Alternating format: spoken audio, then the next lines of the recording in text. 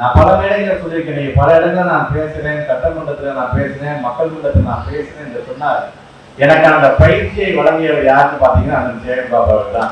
மாநில இளைஞர்கள் துணை செயலராக இருக்கும் பொழுது எல்லாரும் எல்லா விதமான ஒரு நிகழ்ச்சிகள் நடத்துவது பெரிய விஷயம் கிடையாது.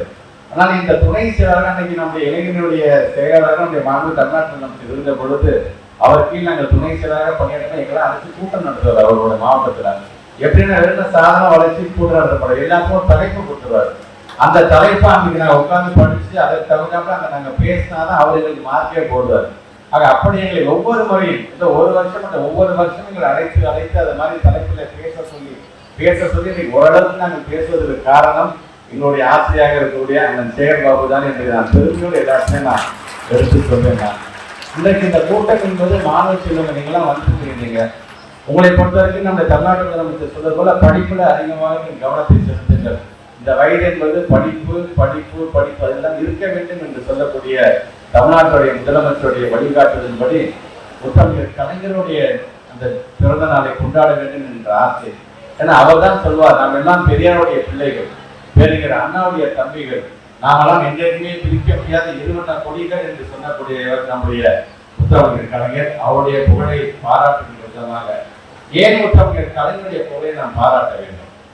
பதினேழு மாநிலத்தின அரசியல்லாம் விட்டுருங்க. நாங்க இந்த கட்சி, நாங்க அந்த கட்சி, நாங்க அமைச்சர், நீங்க மேல மக்கள், இதெல்லாம் விட்டு விடுங்க.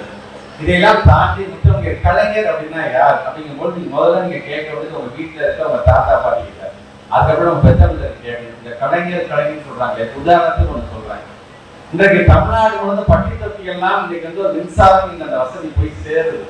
அதற்கு காரணம் யார்?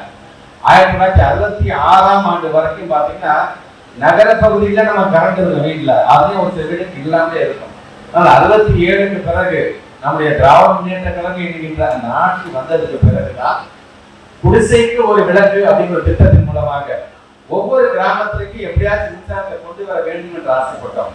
குறிப்பாக 1974க்கு பிறகு பாத்தீங்கன்னா ஒவ்வொரு கிராமத்திற்கும் ஒரு மின்சார கனெக்ஷன் கரண்ட் வந்துச்சுன்னா அது காரணம் யாருன்னு பாத்தீங்கன்னா முத்தமிழர் கலைஞர் என்பதை நாம் மறந்துவிடக் கூடாது.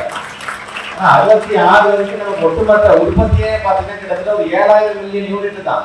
ஆனா 2010ல நம்ம கணக்கெடுக்கும் போது கிட்டத்தட்ட 82,000 மில்லியன் யூனிட் இன்னைக்கு நாம உற்பத்தி செய்யறோம் என்று சொன்னால் அதற்கு அந்த திட்டத்தை எல்லாம் வகுத்து தந்தவர் முத்தமிழர் கலைஞர்.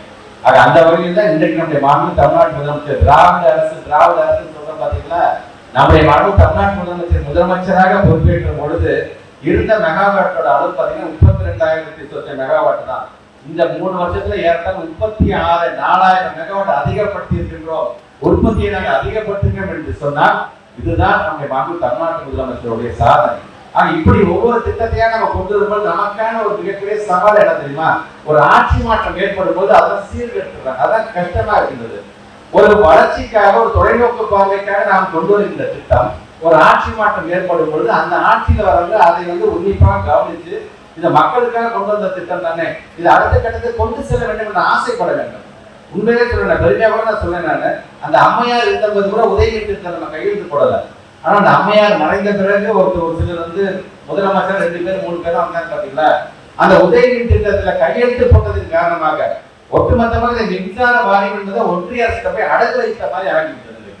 ஆக இன்னும் அது பெரிய கொடுமை என்னன்னா, அசிஸ்டன்ட் இன்ஜினியர் எடுப்பாங்க, உதவி பொறியாளர் ஈபிக்கு, அதுக்கான இன்டர்வியூ எங்க தெரியுமா வச்சாங்க? ஒரு 5 ஸ்டார் ஹோட்டல் வச்சு நடத்தினாங்க.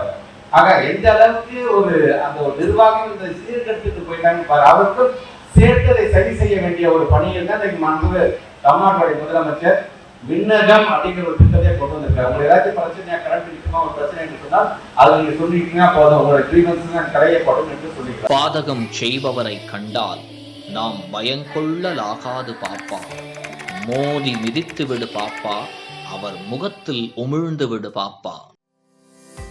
அண்மை செய்திகளை உடனுக்குடன் தெரிந்து கொள்ள இணைந்திருங்கள் இயம்நாடு தொலைக்காட்சியுடன்.